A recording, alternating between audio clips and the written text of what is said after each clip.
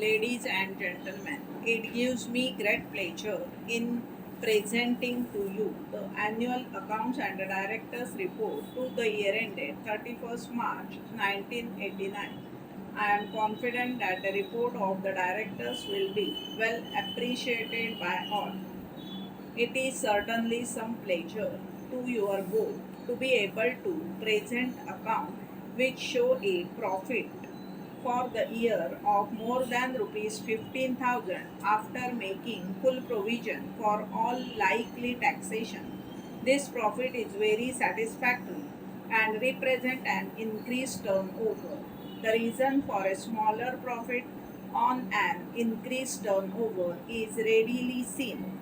We have had to face higher manufacturing and operating costs as well as meeting many other difficulties directly resulting from present conditions. Para. It is the opinion of your board that the company's profit for the present year are likely to show a fall as our trade is now faced with a lower demand. As you know, we depend on, have done in the past on the building of and the supplying of materials for homes for the people as our principal line of business.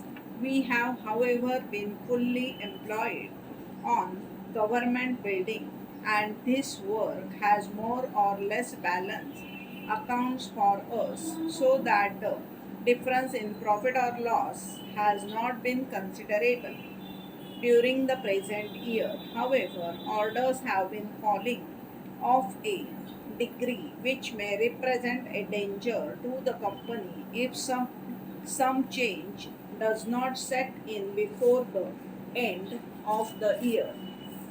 Para.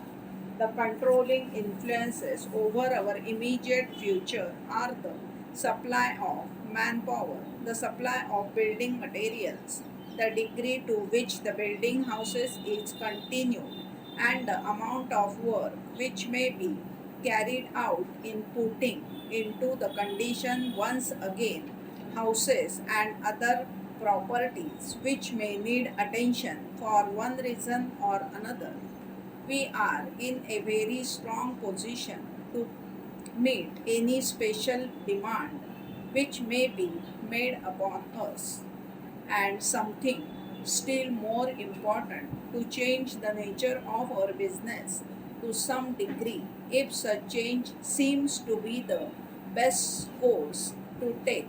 In the end, I would like to express my sincere thanks to my colleagues on the board of directors for their cooperation, and I would also like to record my appreciation of the excellent work done by our workers, staff members, and senior officers.